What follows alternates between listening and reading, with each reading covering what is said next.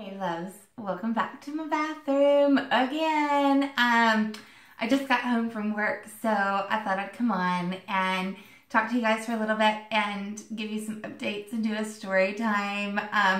I have, the past couple days with my best friend has been absolutely crazy, and she's given me the okay to do the story time, but I still have to wait a little bit for some things to blow over, smooth out before I can come on and tell you guys the story. But I promise y'all, it's a good one.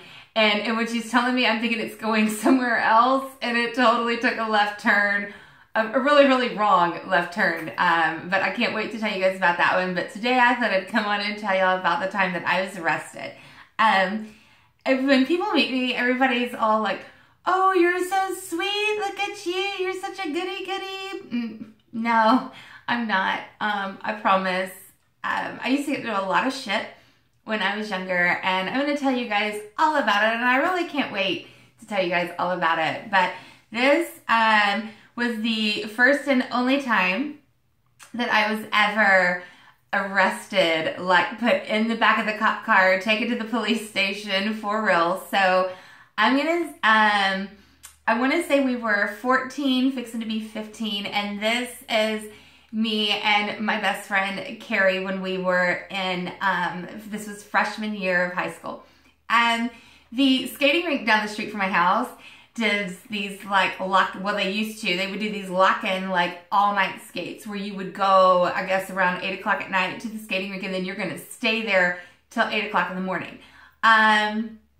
Carrie and I went to the skating rink, and we were there for a little bit, and we ended up getting bored, and she ended up calling one of these guys that she knew from the payphone, and I can't remember the guys that we were with, but the one guy ended up, like, my camera, he has my camera, like, I'm sure he doesn't have it now, but he had my camera with all these pictures on it from this night in his car. So she calls these guys, and they come and pick us up from the skating rink. And I want to say they were like, had just turned 16 years old, and we were just about, I mean, I want to say this was like in January, like the beginning of January or something like that. Maybe it was even New Year's Eve. I'm not sure.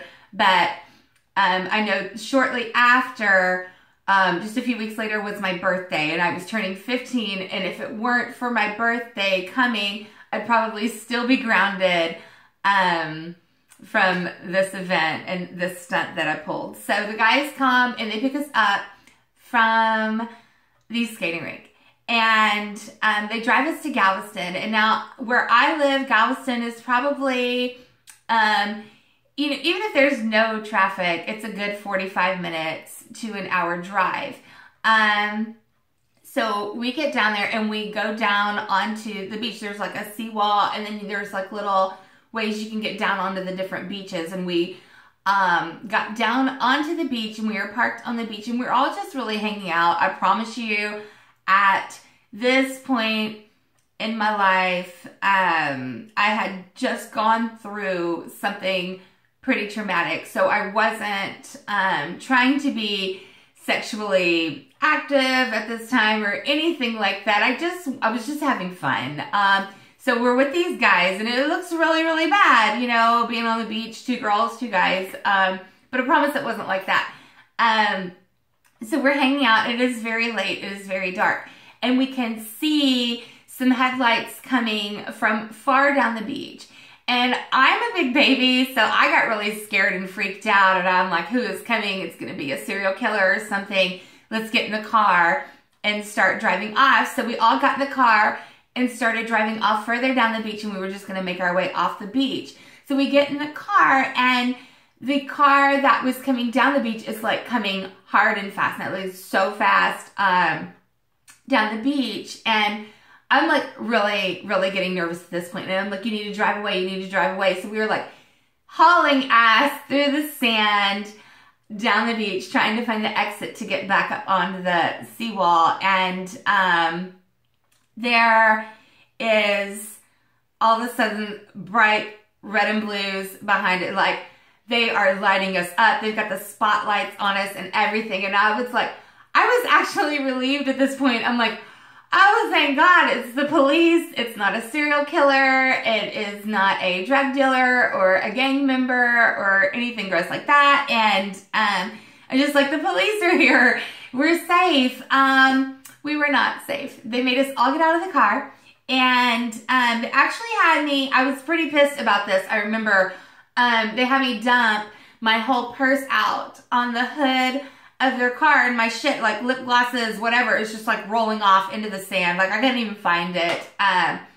And my camera was in the backseat of this guy's car, and they were like hounding these guys. Like, how do you know these girls? Where did you get these girls? Blah, blah, blah. And because we were underage, they took us in and they let them go. And I'm not sure why they let them go, because they weren't over 18. But I guess maybe at 16, you're allowed to be out a couple hours after you know, I don't know. I don't know. Maybe you have a driver's license, you can just stay out later. I don't know. But they did take us in.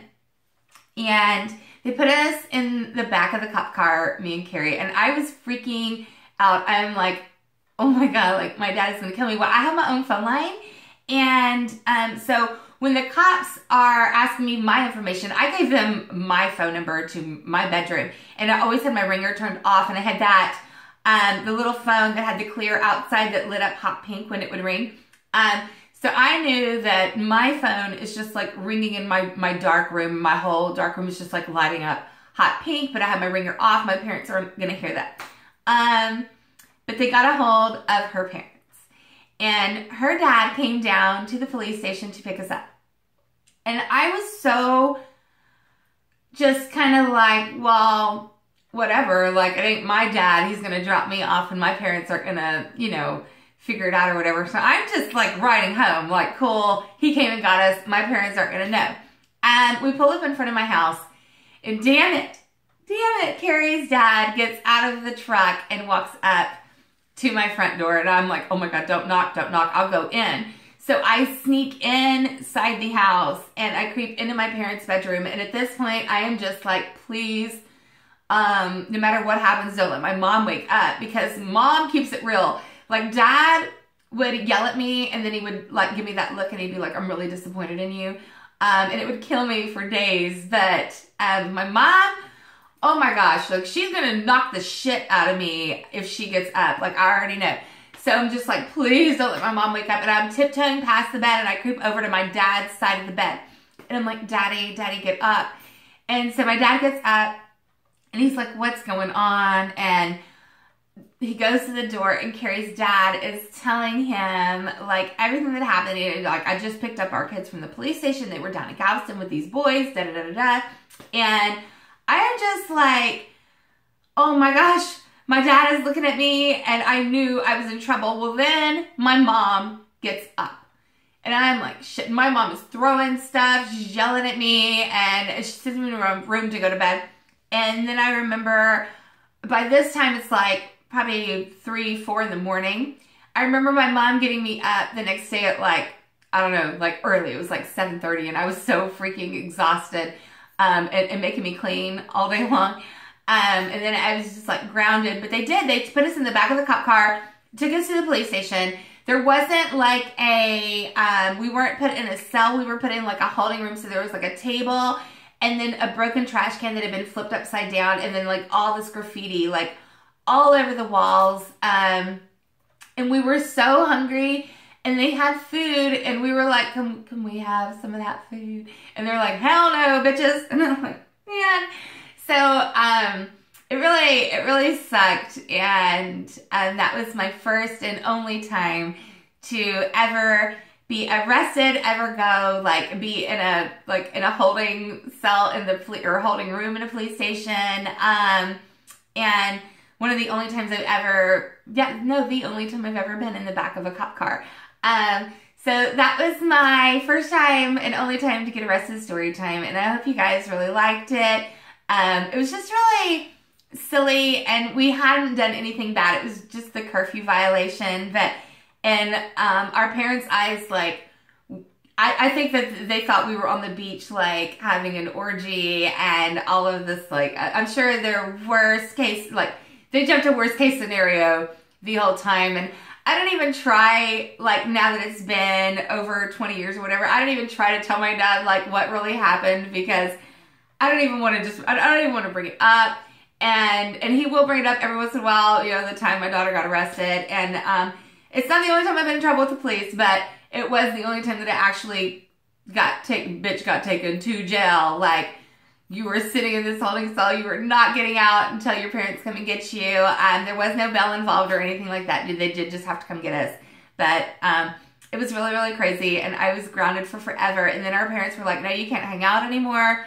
But we did find ways to hang out with each other. It was just kind of limited after that. But anyways, Carrie, I know you watch my videos, so if you see this, like, I love you so much. And I thought about changing our names, but no, if I have to own it, you have to own it too. So we were bad together, and I just miss that. I miss hanging out with her all the time, and just the crazy things that we used to get into. It's just, oh, it was simpler times. No bills, nothing to do but, like, homework. So there's that story time. I love you guys so much, and I will see you next story time.